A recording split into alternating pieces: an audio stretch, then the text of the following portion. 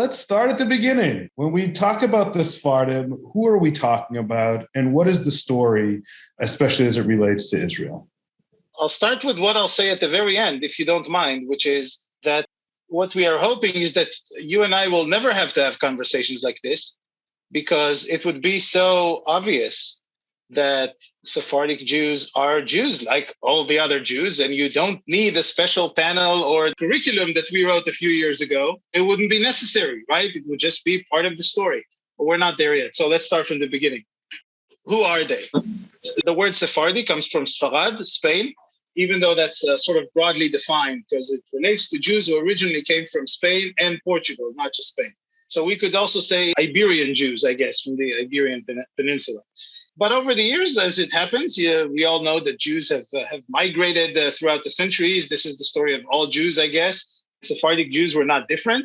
They moved throughout the world. The greatest share of them by the mid-16th century, after the expulsions from Spain in 1492 and then Portugal in 1497, the greater share of them ended up in the Ottoman Empire. Of course, there were many others in North Africa, Europe. There were some cities in Europe that were well known to be centers of Sephardic communities like Amsterdam and Hamburg, now in Germany and London. And not only in these places. After that, this is more already in the 17th century, Sephardic Jews were instrumental in the trade across the Atlantic. I'm ashamed to say sometimes also in the Atlantic slave trade itself, there were Jews who owned slaves. For instance, the town where I normally live when I'm not in Israel, Charleston in South Carolina. In fact, all the Jews there used to be Sephardic Jews at the beginning. The first 200 years of the Jewish community there, everyone was Sephardic, and some of them owned slaves too. But that's not the main part of our story today. When we talk about Sephardic today, we say, oh, Jews from Spain or Jews from the Arab world, and sometimes we even bring in other categories that are not really following what we call Sephardic customs. So like sometimes we refer to Italian Jews as Sephardic Jews, but they're not really, they follow a different set of customs. This whole Sephardic identity that we refer to today was really created thanks to the expulsions. It's not that they had this identity before. This was sort of a diffused group of Jews whose identity was more with the local towns they came from in different parts of Spain. And they coalesced into this one identity really second half of the 16th century and not earlier. We can't really talk about Sephardic Jews until then. It's that experience in the diaspora outside of Spain, meaning after being expelled, that in many ways created that identity. And in some places, they joined existing communities, but in other places, especially in the large cities where a lot of them showed up at about the same time, Istanbul and Salonika, and later in the 17th century in Izmir, and other cities, Cairo and Aleppo and Damascus, and then in Amsterdam too. In those places, they were such big communities that they didn't have to join the existing one. They, I guess from the authorities' perspective, the non-Jewish authorities, they were the same community. But if you look at internal divisions, no, they set up their own congregations and they did their thing. And what happened over time, they overwhelmed the other Jews. That's true, but not always in organizational capacities. In other words, they called the shots in a city like Istanbul, the capital of the Ottoman Empire, because there were so many of them. But it's not like the Ashkenazi community ceased to exist. They still had a small synagogue there. And they couldn't call the shots anymore when it came to citywide decisions. But it's not like they completely abandoned what they believed in. The same thing with Romaniote Jews. These were Greek-speaking or Byzantine Jews who were there before all the Sephardic Jews came in. And even that denomination hasn't completely disappeared. To this day, we have a few remaining Romaniote congregations. I believe there's one in New York. There was this osmosis, right? A lot of customs that were taken in. Many Sephardic Jews spoke what officially we call it Judeo-Spanish. Most of us are familiar with it as Ladino, a language that really combined a lot of other languages. This is not the language they came with from Spain. This is a language that they started sort of building together with all these communities shaping up. It took a few decades for it to evolve to what we call Ladino today, but not all Sephardic Jews spoke that language. A lot of them, for example, adopted Arabic. This was true of Iraqi Jews who adopted Sephardic customs when it came to food and prayer and everything else, but continued to do everything in Arabic. Jews in Syria is the same thing. We really get this whole network that had a lot in common across time and space, but also had a lot of differences based on the local area where they operated. When we're sharing the story of the Sefardim, how can it be used to help us better understand Israel or Judaism? The short answer is, if you don't tell that story, you're telling half a story. Or actually, I should say a little less than half a story, because many people don't realize for a very, very long time, Sephardic Jews, there were more of them in the Jewish world than Ashkenazi Jews. Right after the Holocaust, for sure, that was the case. Sure. Even though, of course, Sephardic Jews, such as the Jews of Salonika, were also taken to Auschwitz, but the majority of Sephardic Jews survived the Holocaust. It did not affect them directly. And in Israel, too, I thought that Sephardic Jews were the majority in Israel only until the coming of all the Russian Jews, former Soviet Jews in the early 90s. But according to the Israeli Bureau of Statistics from, I think, 2020, Sephardic Jews, or what they call Sephardic or Mizrahi Jews, they don't actually call it. They just give you the country of origin, but that's 54%. So it's still a majority, and we haven't considered people like me who are half and half in those 54%. So why tell this story? Because that's the real story. No offense to anyone else. When we talk about the story of Israel, the big story we often hear, and we teach it, and that's it, right? It's the story of the Zionist movement. And don't get me wrong, that's the story we need to tell. We need to tell that story. That's how it happened. But that's mostly not even a European story. It's a Russian, Polish, Ukrainian, Jewish story, right? That's really what it is. If you look at all the leaders, go to the list of members of the first Knesset, it's the majority of them came from, maybe not from these three countries, but from European countries for sure. And if you look at the top leadership of the party that ruled the state, Mapai, and then the Labour Party that succeeded it for a very long time, the majority were Jews from these countries. They had a few Sephardic Jews here and there, but that's what it is. This is a story we rightly tell, but we also have to look at other aspects, because if you don't tell that story, then you miss out on the hard beginnings of the state.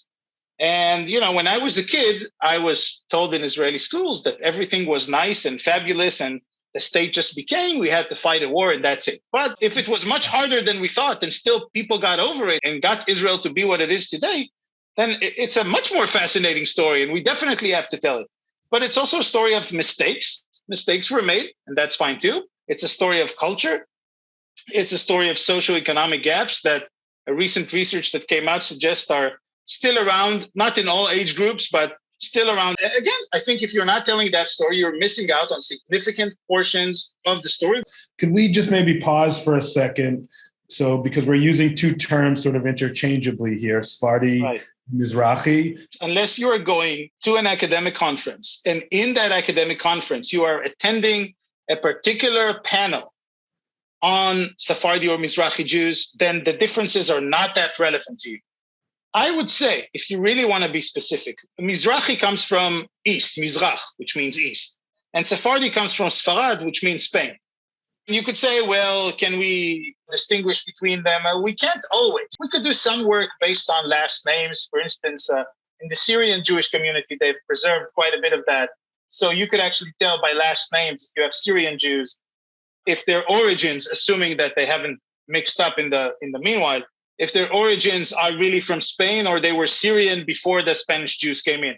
Yeah, you could do some of that, but it doesn't really matter for our story, especially not when you get into the more modern story and what happened in Israel. You probably wouldn't use the term Mizrahi for Jews who came from Southeastern Europe, from the Balkans, from Turkey, Greece, Bulgaria. That term really refers more, at least that's how I understand it, to Jews who came from Arab countries. There's also a third term that we don't normally use outside of academic circles, which is Arab Jew. It upsets some people. My Iraqi grandmother, if I tell her you're an Arab, she doesn't like it so much. But the fact is, her entire life is done in Arabic, right?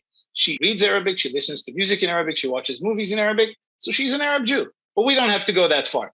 I would say, for the purpose of our discussion, we can use Sephardi and Mizrahi interchangeably. And in fact, we do that even at the Association for Jewish Studies. The division responsible for it is called Sephardi/Mizrahi Studies. Why both traditionally the Sephardim haven't been a part of the story? And how do we maybe change that? Today, of course, they are part of the story. Right. But initially, Zionism emerged, like many other nationalist movements in the 19th century, Zionism, after all, was pretty late for nationalist movements. Yeah. If you look at the European context, Zionism emerged to solve a problem. The problem existed in those three countries I mentioned before, primarily Russia, Ukraine, Poland, maybe some other parts of Central or Eastern Europe. It didn't exist as much in Western Europe. Not that there wasn't anti-Semitism, but it was easier for Jews in some ways over there. But anyways, even if you include those parts, the simple answer is that Zionism emerged to solve a problem that was essentially a problem of European Jews. And when Zionist agents approached Jews in Arab countries, for example, it's not that they couldn't get anyone excited about this. Of course, there were Zionist cells, so to speak, in every Jewish community in the Arab world, from Morocco to Iraq and everything in between. But the greater share of Jews in those countries were not excited about this simply because Zionism came to solve a problem that they didn't have. In their communities, life was fairly easy. Of course, there's always some hatred of Jews throughout our history, but it's not something that existed on a regular basis. Some measures, anti-Jewish measures, were being introduced in the 20s and 30s and 40s as a response to what was going on in Palestine at the time. But initially, Jews lived a fairly comfortable life. And if you read some of the works of, let's say, Israeli authors who are of Iraqi descent, and they talk about the times in Iraq as fabulous times, not as anything that they wanted to give up. The second part is that in the early years, the Israeli establishment looked at Sephardic Jews as an element that solves a demographic problem. Ben-Gurion wanted to bring over the Iraqi Jews because he said it's going to bring another 100,000 people. This is already after the war. We're talking about 1950. It's going to help offset demographic issues. But it never really treated them as equals. Not when they came in, not the way they were treated, not with jobs, not with what type of education they were offered. It was a 4-part miniseries called Ma'abarot, or transition camps. And the English version, I think they condensed it into one documentary of 80-something minutes. I recommend everyone watch it because it really talks about those issues of the early years of the state and why Jews from Arab countries, and even Jews from Turkey, for that matter, were excluded from the story. And that continued for a very long time. And the change really begins in the 1970s. Would you call the Sephardic experience prior to 1948 anti-Zionist, apathetic to Zionism, indifferent? Well, surely there were those who were anti-Zionist. There were those who were Zionists. As far as we know, the majority of Jews in Iraq and Syria and Egypt, until at least the 1940s, were not Zionists. But that doesn't mean that all of them were anti-Zionist. From my own family that came from Iraq, I had all these different elements in the family. I had ardent Zionist and a real anti-Zionist who ended up coming to Israel because there was no one left over there, didn't want to remain alone, and people on the spectrum between the two as well. And I think this is how we have to understand the story. Sure, there were anti-Zionists. There were anti-Zionists in the Ashkenazi Jewish community. I was going to say, we called them the Bund. They were socialists. The American Jewish Committee in the 1920s was decidedly anti-Zionist. Just like we wouldn't paint the Ashkenazi world with one brush, I think it's a challenge when we try to paint the Sephardi world with one brush. While there may have been smaller pockets of Zionists in that world, it doesn't mean that as a whole that they were anti-Zionist or more apathetic. A lot of them were, by the way, nationalists, but not Zionists, nationalists of the country where they live. They believed that their future is in that country. Whenever something bad happened in Palestine, they would write to newspapers and issue rejections of what was going on, not necessarily because they were anti-Zionist. I mean, they had family members who already moved to Palestine first after 1948 to Israel, not because of that, but because they thought, I don't want my friends here in Iraq to associate me with Zionism. I see myself as Iraqi in the case I know, and I want to be treated as such. So you really have a whole spectrum of different people. Iraqi Jews who were ardent Zionists who blew up synagogues in Baghdad in March, April, and May 1950 to try to persuade Iraqi Jews who did not want to move to Israel to do so. This is part of our story. We know that David Ben-Gurion wanted Iraqi Jews to come to Israel. His government struck a secret deal with the Iraqi government that opened the window of 1 year between March of 1950 and March of 1951, during which Iraqi Jews were allowed to leave, but they had to renounce their citizenship. They were only allowed to take 2 suitcases and $50, which would be about $1,000 today. And that's it. Everything else had to be left behind. if you were not smart and you didn't invest your money in British or French banks, which some Iraqi Jews did, then you lost everything. And so Iraqi Jews who were, again, not necessarily anti-Zionist, but they were non-Zionist. They had no issue at all, positive or negative, with the movement. They didn't want to leave. Now, there were those, what we now call the Zionist underground, or the movement, as the Iraqi Jews called them, who were working secretly with agents that were sent from Israel, smuggled into Iraq to work with them. And the orders came from the Israeli agents that we have to do whatever it takes to get those Iraqi Jews to sign, to renounce their citizenship and get on the planes. The planes didn't come very quickly. That was another issue, but it doesn't matter. They didn't want to do it. So, okay, let's make them feel unsafe. This was, I don't know if Ben-Gurion came up with this plan or someone in his administration, but that was the plan. And I heard this before it became public, because one of my mom's uncle, who has passed away about 20 years ago, he is one of those who planted those bombs. And he told me that story. They got orders directly from the Israeli government to do that. Of course, they did it when no one was there. They didn't want to kill anyone. They just wanted to create a sense that people are not safe and they blamed Arabs for it, right? Arabs are setting synagogues on fire. Once they did that, every time they blew up those synagogues, more and more Jews signed up to leave, to go to Israel. We know contextually that the Lavon affair was only a few years later. So you have to tell that story too. Yeah. That's the thing. Yeah. You can't tell part of the story. You have to tell it with the good and the bad. You don't try to embellish the bad. You said those are things that happened then, and we are working to create a more perfect society. That's what we're doing. And we're humans. We're not perfect. Why are you not telling the bad parts? So now let's pivot to some of those significant institutions that have been established. I know Shas is probably the most prominent. Before we get to Shas, we have to talk about the Israeli Black Panthers. This is really where the story begins. That's a group that started demonstrating against the conditions that Jews of Middle Eastern descent, and really the majority of them, they were not Turkish or Greek Jews. Moroccan, right? They were Moroccan, but there were also many other Arab Jews who supported them. The leadership was primarily North African or Moroccan. Mm-hmm. And they started demonstrating in 1971. At first, the Israeli government simply dismissed it, or they sent the police to clash with them. They didn't take them too seriously. They totally misread where the Israeli public is going. This is really what allowed the other side to sort of come to power. Well, this and the mishaps of the Yom Kippur War, but that's a different matter. But the demonstrations of the Black Panthers, for the first time, exposed the big gap. And eventually the Prime Minister, Golda Meir, she said, I'll meet with these guys. She only met with them once. The Israeli State Archives, a few years ago, they posted the protocols of that meeting for the first time ever. It's in Hebrew. I took parts of it. I translated it to English. I teach it almost every year because it's one of the best documents we have. You can really tell the difference. She has no clue. She does not understand what they want. They talk to her about jobs and education, and she tells them about, well, when I was Minister of Labor, we created all these jobs for you, and they try to tell her. And they're very clever people. I mean, people who never went to school, but, they know what they're doing. And they tell her, that's exactly the problem. We don't want the jobs. We want the same jobs that people like you have, or at least we want to have the opportunity to get those jobs. So this is where it all begins. Some members of the Black Panthers later made it to the Knesset, to the Israeli parliament, and became politicians. But mostly what happened is that this was 1971. Then Yom Kippur, the war was 1973.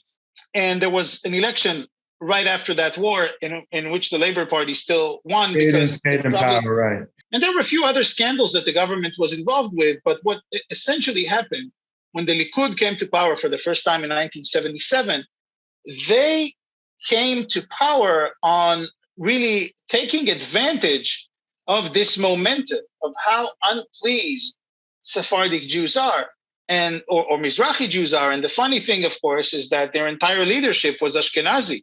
It was the Ashkenazi elite. In many ways, it was more bourgeois than the Labor Party elite, because they didn't come from kibbutzim. They were the city dwellers. They were the city dwellers. They were the aristocracy. I mean, they believed in free markets. They were not socialists, right? But they took advantage of that situation. And from that moment on, the Likud becomes the party that represents Sephardi and Mizrahi Jews. Not entirely, because you mentioned Shas. Still to this day, I believe in the Mizrahi community, for many, Begin is a hero. And I remember a few years ago, I was on a tour in the Musrara neighborhood in Jerusalem, the predominant Mizrahi neighborhood in the 70s. Yeah, and there are still graffiti etchings all throughout the neighborhood of Menachem Begin, holding him up in many ways, even though he was a Polish Jew, as a Mizrahi hero. Shas is a somewhat different story. It's a different story, at least to me, the way I understand it, for two reasons. One, the founding members of Shas were about half ultra-Orthodox Ashkenazi rabbis and half ultra-Orthodox Sephardi rabbis. This was 1984, becomes a purely Sephardic movement. But there are two issues there that, to me, this is why they never made it really big as the representative of Sephardic Jews, and that's why the Likud still remains the hub of that movement. One is that they are really, really religious. And so while there is some room for people who are, a little traditional, the Likud is really their home, because the Likud is not a religious party. Most Likud voters, they drive on Shabbat. They are traditional. They keep kosher. They're not going to eat pork. This is sort of the profile of the typical Mizrahi or Sephardi Jewish voter in Israel who votes Likud. Of course, some of them are more religious. But the Shas crowd is like a lot more religious. Like it's really very religious or borderline Haredi or ultra-Orthodox. So that's one. In the 1990s, they managed somehow to convince a lot more voters who are not religious to vote for them. But in the last few election cycles, they've stabilized anywhere between 7 and 9 members of the Knesset. And that's probably their electoral strength. It can rise in the future. We'll see. The other issue with them is that unlike the Likud, Shas had a very clear interest in saying, we are the ones here to solve the problems of Sephardi and Mizrahi Jews, and yet never to take any meaningful measure to solve those issues. They have no interest in solving them. They claim to represent, in the last few election cycles, the term they use for it is transparent people. You guys in the government, you don't see us. You Ashkenazi Jews, you don't see us. We're transparent. But you can't say I represent the transparent people again and again and again. If you want to keep representing them, you have to make sure that they remain transparent. Otherwise, you lose your voters. There's a lot of people in Tel Aviv who like to ask, we don't understand those Israelis in the south and north. The Likud keeps doing bad things for them against their interest, and they keep voting for Likud. But the fact is that if you go to these towns and you see the insane amount of urban development, of infrastructure, it's not perfect. And the Likud has neglected many things, like many governments, I suppose. But you really understand why everyone there wants to vote for Likud. This is the party that went into their towns and made their life better. Shas didn't really do that. Right. They opened schools and they did a few things here and there, but it's really not even close. Shas is here to stay. I don't think they're going anywhere. They had a very colorful leader for many, many years. Not the leader in the Knesset, the spiritual leader, Ovadia Yosef, who used to be chief Sephardi rabbi in the 1970s. And it's very interesting how the movement has evolved. They were the more pragmatic side of Haredi Jews in Israel.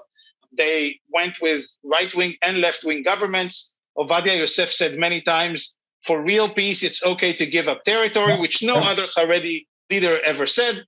He was considered by standards of Jewish law to be a pragmatist, to be even a modernist, if you wish. He mocks Ashkenazi Haredi rabbis on all sorts of things, from their customs to saying that they stink in the summer and all sorts of other things. But he passed away a few years ago. Is Deri his successor in terms of spiritual as well as political? No. Deri, who is the leader of Shas now, had several years out of the picture because he was in prison, and then he had to wait until he was allowed to be reelected again. He was in prison because he stole money from the Ministry of Interior. And to reward him, they sent him back to be Minister of Interior because that's what you do. So no, Deri is the politician. And there's a guy, one of the rabbis, who is now the official spiritual leader, but no one could replace Ovadia Yosef. And since he died, the movement really shifted, even a little before he died, to the right. And it doesn't seem like they're going back to be more pragmatist or more on the left. They said in the last few election cycles, we will go with Netanyahu no matter what. They've probably been the most loyal to Netanyahu. Who knows? Things can change, right? But it's not happening anytime soon. One of the things that I think we want to be careful of is the danger of expropriating the story of the Sephardim to teach social justice aims that we think are the right way to teach it?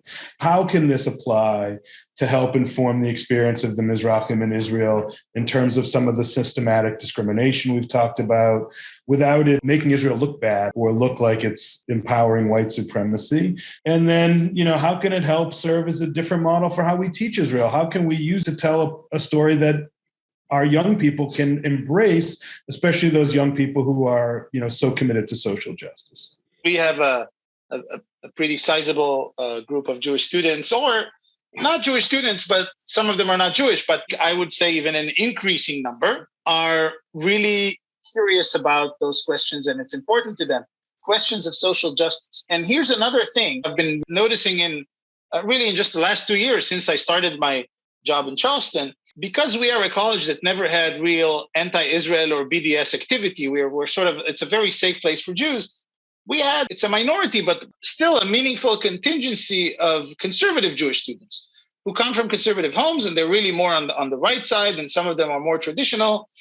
The interesting thing is that even they are saying, well, we also care about social justice issues. This is not just an issue for people on the left.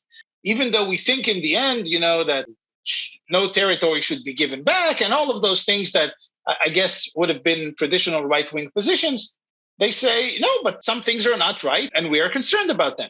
And I think the way to approach all of this is first to understand that people are complex. I know some radical activists say it's either all or nothing. You have to care about all the issues, and you have to be on the same side on all the issues, or you're not really, to use the term that race scholar Ibram Kendi uses, you're not really an anti-racist if you're not, all the way there. He's the leading scholar of racism in the US today. And, I read his work, I taught from his work, and he says something very interesting. After he pronounces his conviction that you can either be racist or anti-racist, there's no in between, he says, this is what I believe. But the fact is that humans are complex beings.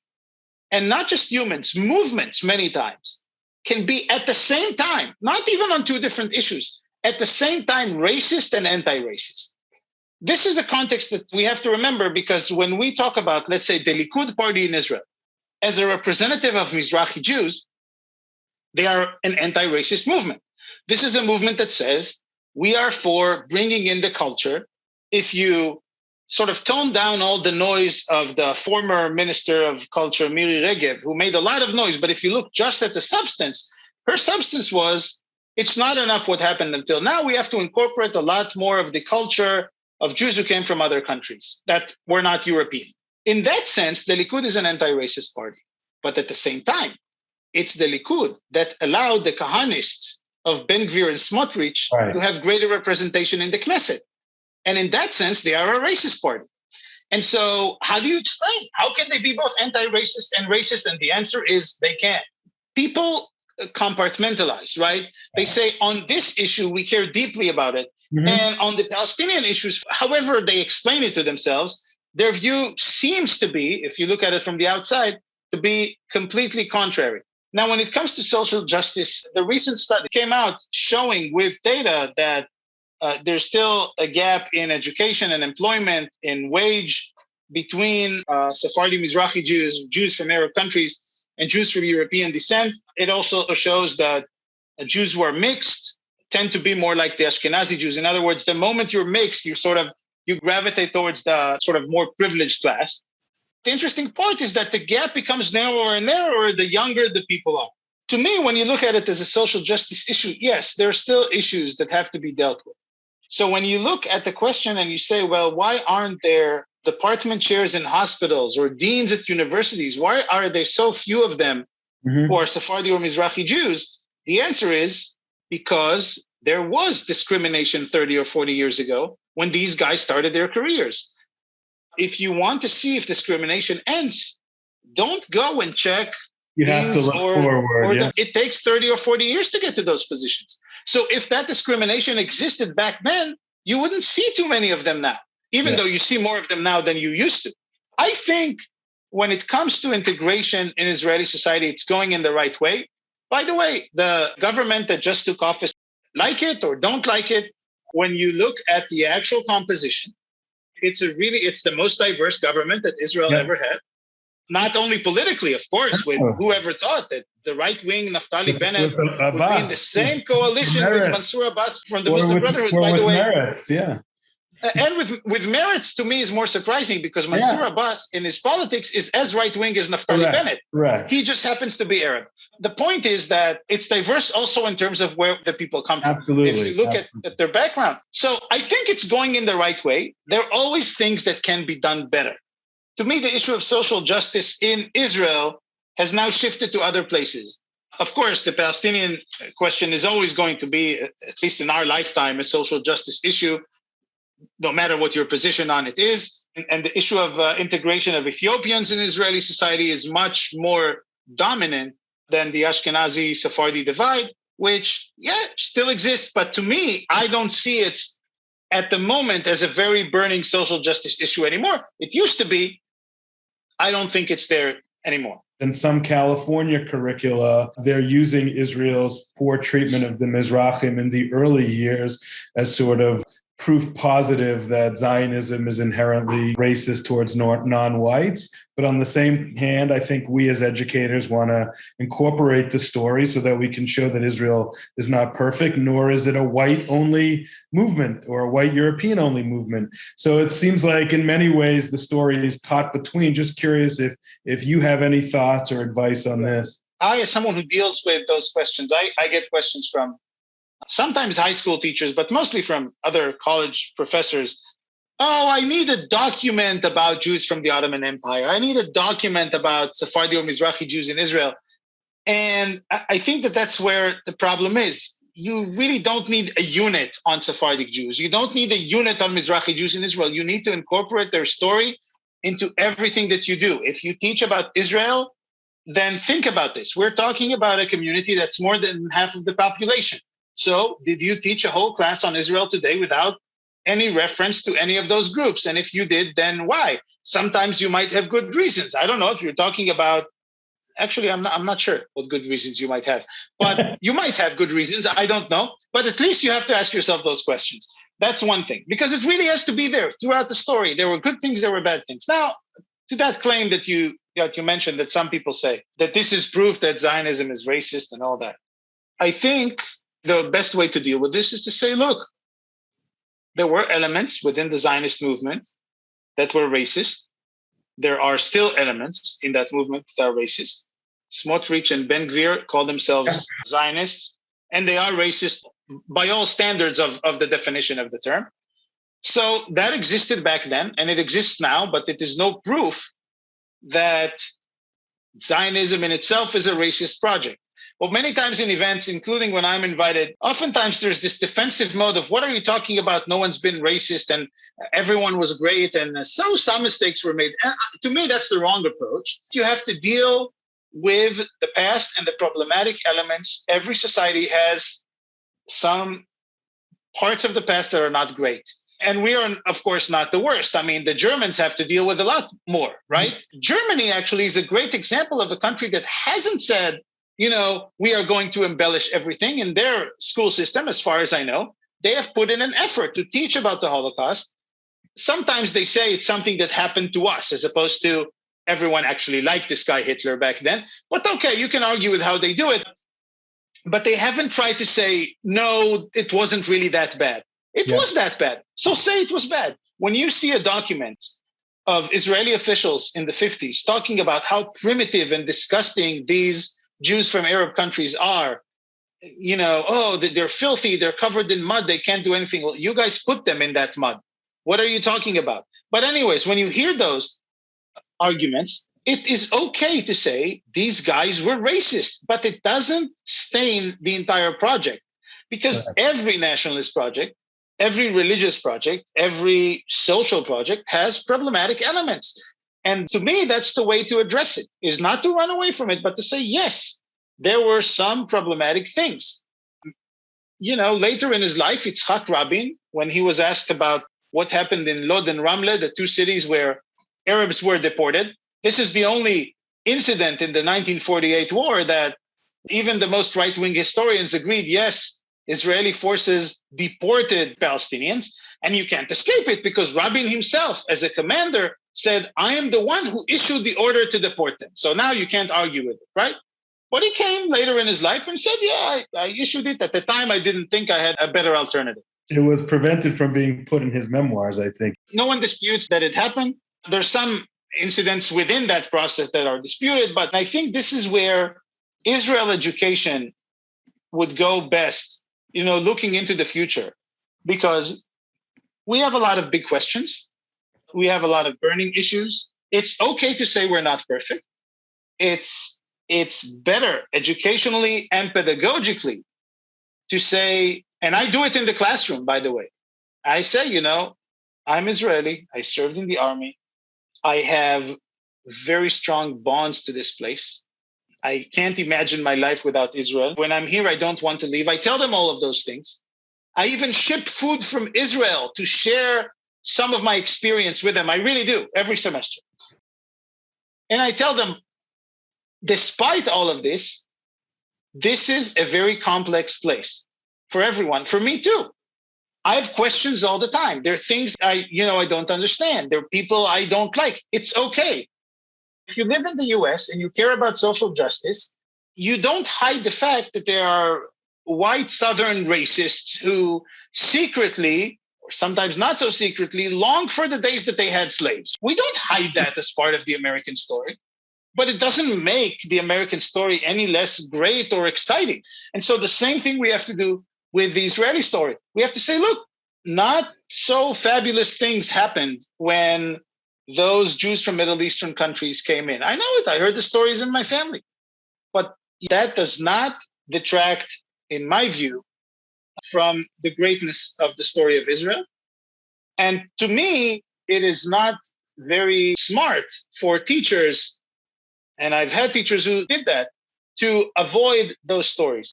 I personally disagree with the interpretation that anything bad you say about Israel is automatically anti-Israeli. It's an important statement to make. And I think especially with our young learners, the more we can be authentic and share the good with the bad, the more that they will embrace and want to be a part of the story, as opposed to pushing it off if it doesn't appeal to them. In terms of the challenge of using these broad terms like Sefardíes and mizrajíes, and we end up lumping together, right? There are many differences between Moroccan Jews, Iraqi Jews, Yemenite Jews, just to name a few.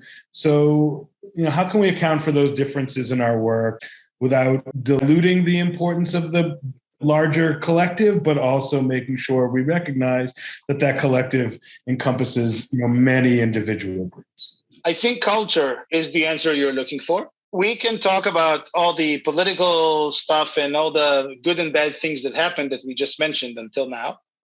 But in the end, culture is the key. If you want to differentiate and go drill deeper, then culture is the way to go.